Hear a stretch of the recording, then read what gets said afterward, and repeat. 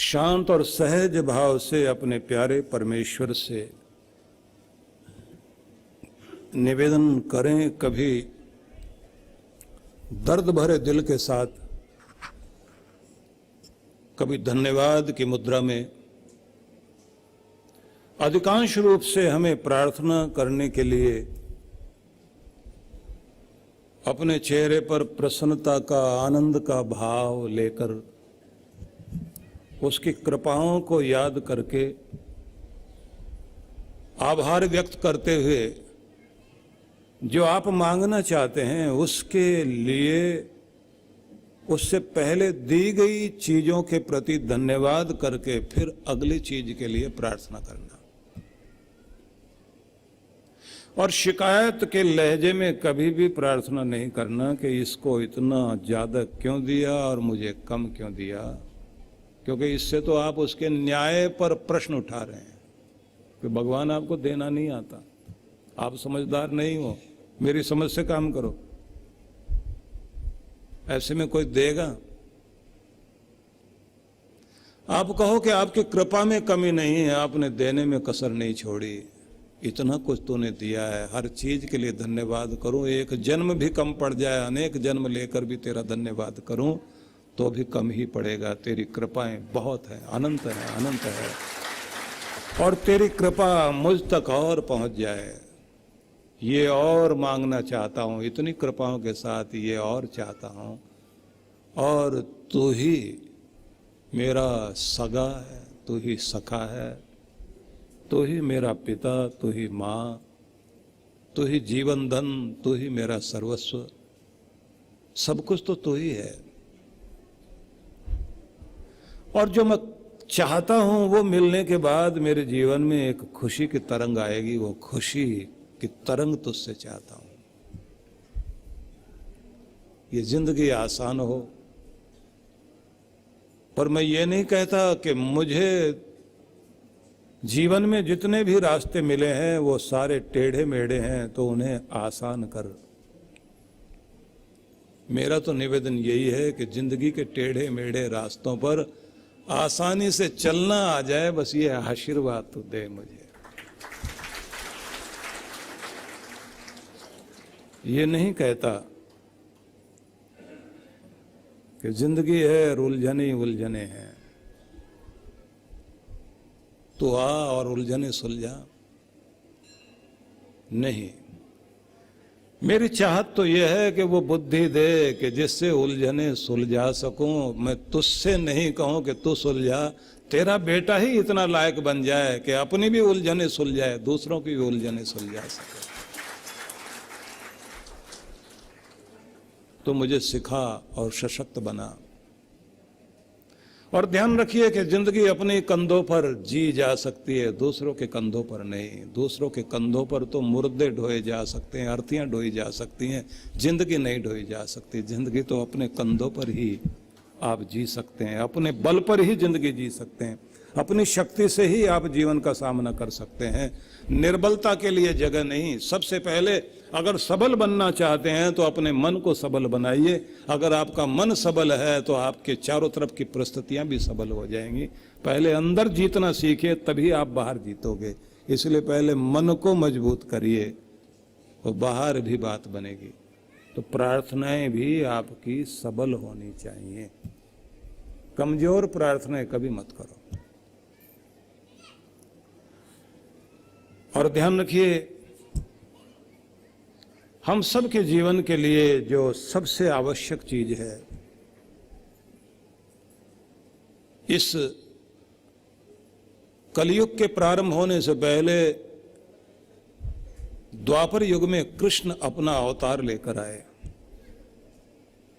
और अगले युग के लिए जीने के लिए संदेश दे गए। हर भक्त के लिए एक जीवन पथ पर चलने का पूरा आदेश भी, संदेश भी, उपदेश भी भगवान श्री कृष्ण ने दिया।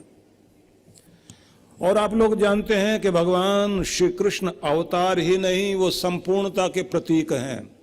जहां संपूर्णता दिखाई देती है, किसी एक शीर्षक में कृष्ण के स्वरूप को बांधा नहीं जा सकता कि ये कहूं या ये कहूं। अनंत ब्रह्मांड को जैसे कोई मापने की चेष्टा करे और असफल हो जाए, ऐसे ही हर वह व्यक्ति जो कृष्ण के स्वरूप को नापने और मापने की कोशिश करेगा कभी सफल नहीं हो पाएगा, क्योंकि कृष्ण अनंत रूप है, अनंत से भी अनंत। इसलिए भक्तों की साधना भावना से परे आत्मा के सूक्ष्म कंपन के समान अतीव प्रेम और आनंद का परम चैतन्य है कृष्ण का स्वरूप।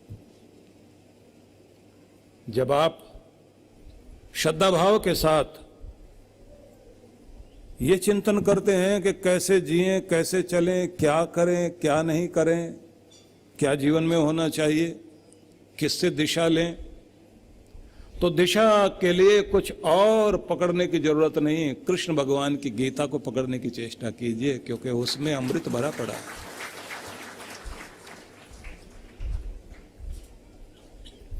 जैसे मां शब्द है, ममत्व की सीमा से परे, कि ममत्व की सीमा क्या हो सकती है। मां का ममत्व ऐसा है कि जिसे आप असीम कह सकते हैं, उसे सीमाओं में नहीं बांधा जा सकता। अपार है, वैसे ही अनंत अनंत कृपाओं की तरह अपार है कृष्ण कृपा। श्रद्धा भाव से आप गीता के संदेशों को पढ़िए, क्योंकि हर सिद्धांत जहां ठहरता सा दिखाई देता है और हर सिद्धांत जैसे जीवन की चुनौतियों का सामना करने के लिए शक्ति देता है, ऐसा कुछ रूप गीता में आपको दिखाई देगा। क्योंकि गीता गीत ही नहीं, संगीत ही नहीं, जीवन गीत है। विषाद को प्रसाद में बदलने का मार्मिक संदेश। विषाद मतलब उदासी, हमारी उदासी को प्रसन्नता में बदल सके, कायरता को जो वीरता में बदल दे, पलायन को जो जागरण में बदल दे, मृत्यु को जो अमरता में बदल दे, ऐसी शक्ति का नाम है गीता। इसलिए गीता को साधारण मत मानिए। कुछ लोग ये सोचते हैं ये तो मरने वाले को सुनाया जाने वाला ग्रंथ है। हम लोग ये सोचते नहीं कि गीता का ही संदेश था जिसने अर्जुन को राज, ऐश्वर्य, भोग, सफलता, जीत सब कुछ प्रदान कर दिया। अगर आप अपनी जिंदगी में जीतना चाहते हैं, सफलता चाहते हैं, कीर्ति चाहते हैं, सम्मान चाहते हैं, राज ऐश्वर्य चाहते हैं, तो गीता पढ़ना शुरू कर दीजिए, आपको सब कुछ मिलेगा। अद्भुत है ये। हारे हुए को भी जो जिता दे वही तो गीता है। जिसका हक छीन लिया गया था उसका हक उसे दोबारा दिला दे, तो गीता से ही तो शुरुआत हुई। अर्जुन मरने नहीं लगा था जो भगवान कृष्ण बोले कि चलो तुम्हारी मुक्ति हो जाएगी, गीता सुन लो। मरे हुए मन के अंदर भी जिंदगी डालने के लिए भगवान कृष्ण ने गीता को सुनाया था। इसलिए गीता हिंदुस्तान की सबसे बड़ी शक्ति है। पूरी दुनिया में अगर कुछ दिया जाना चाहिए तो गीता दी जानी चाहिए। इसलिए निवेदन करूंगा, गीता जरूर अपने पास रखिए और सवेरे हो सके तो 5 श्लोक नहीं तो कम से कम 1 श्लोक तो रोज पढ़ो। जब कृष्ण भगवान ये कहते हैं कर्मण्येवाधिकारस्ते मा फलेषु कदाचन, तो समझने की चेष्टा करना भगवान ये कह रहे हैं तू बस केवल अपना कर्तव्य, अपना कर्म निभा, फल की चिंता न कर। फल के लिए तेरा पिता, तेरा भाई, तेरा मित्र, तेरा सखा, तेरा सब कुछ तेरे साथ बैठा हुआ है। कृपा जरूर होगी, निश्चित रूप से होगी। तुम अपनी तरफ से कसर नहीं छोड़ना। मेहनत तेरी, रहमत मेरी, दोनों का मेल हो जाए। कर्म भी चाहिए, कृपा भी चाहिए। तो हर दिन आप गीता को पढ़िए। और जब कृष्ण ये कहते हैं उद्धरेत आत्मना आत्मानम न आत्मानम अवसादयेत, तो बार बार बुझे हुए मन को समझा देना, न आत्मानम अवसादयेत, खुद को अवसादग्रस्त मत करो। अपना उद्धार स्वयं करने की चेष्टा कीजिए, क्योंकि तुम्हारा उद्धार करने के लिए कोई आने वाला नहीं, तुम्हें खुद ही तुम्हारा मित्र बनना होगा। तुम अपने शत्रु मत बन जाओ, खुद के दोस्त बनो, अपना उद्धार खुद करो, अपने अंदर शक्ति भरो, जागो और आगे बढ़ो। निराशा से शक्ति नहीं आती, रोने से शक्ति नहीं आती, डरने से शक्ति नहीं आती। न डरने से कोई जीता करता, न रोने से कोई आगे बढ़ा करता, न दुखों की कहानी कहने से किसी का भला होता। ताकत को याद करो, अपने स्वरूप को याद करो, जो तुम हो उसे याद करो।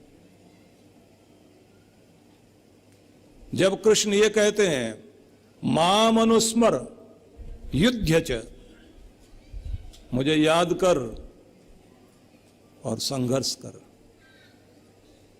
मतलब जीतता हुआ, संघर्ष करता हुआ, चुनौतियों का सामना करता हुआ आगे बढ़ता चल, पर मुझे जरूर याद रख।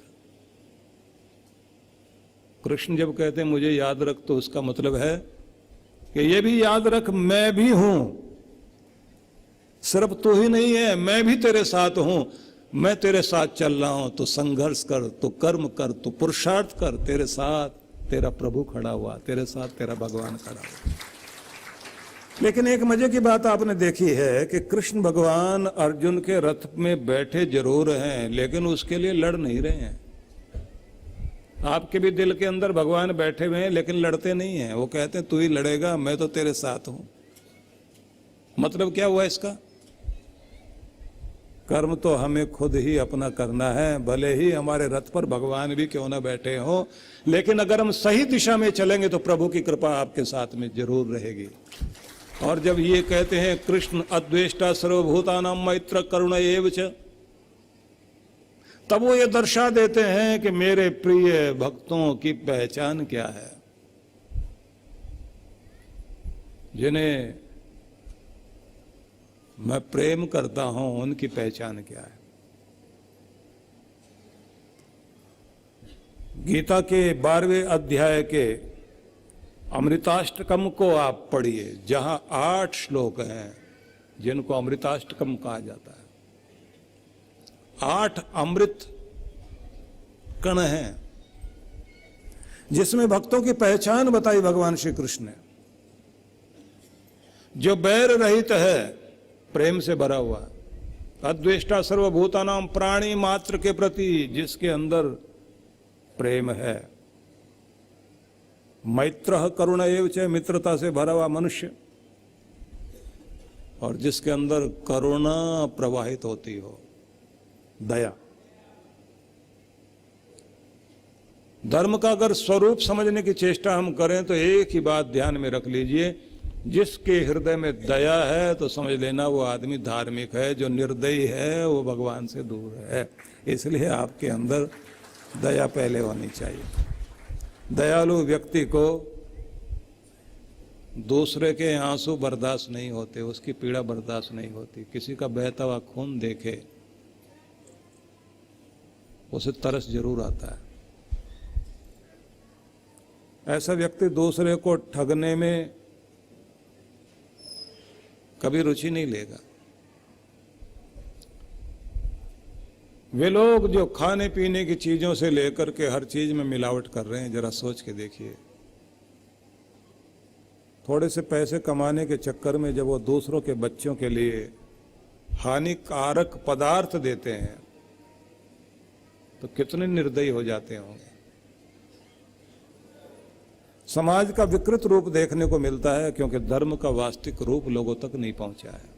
कृष्ण भगवान जब ये कहते हैं मेरे प्यारे लोगों की पहचान यही है, वो बैर रहित हैं, मित्रता के भाव से युक्त हैं और करुणा उनके अंदर है। निर्ममो निरहंकार, ममत्व से ऊपर उठे हुए हैं, मतलब जिनके अंदर मेरे मेरे की भावना उतनी नहीं है, जो दूसरों को पहले महत्व देते हैं। निरहंकार अहंकार रहित है। याद रखिए, अहंकार ही एक ऐसी चीज है जो हमें परमात्मा से दूर करता है, क्योंकि अकड़ से पकड़ छूट जाती है।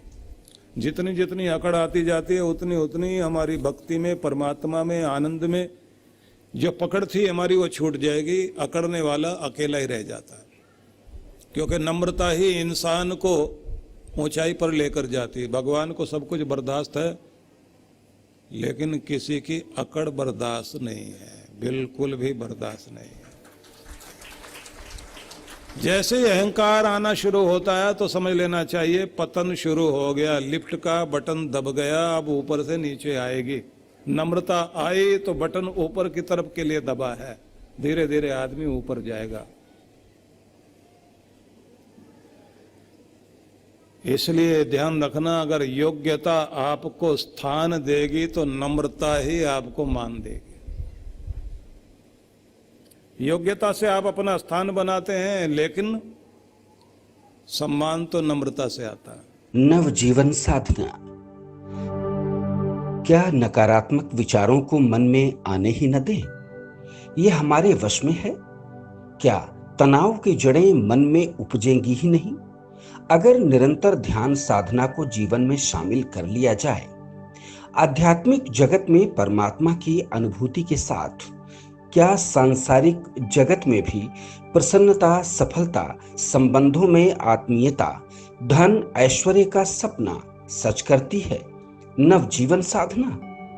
तो इसका जवाब है हाँ। इस कल्पना को साकार रूप देने का संकल्प है गुरुवर श्री सुधांशु जी महाराज व श्रद्धेया अर्चिका दीदी द्वारा भक्तों को ध्यान साधना की एक और अनुपम भेंट, नवजीवन साधना।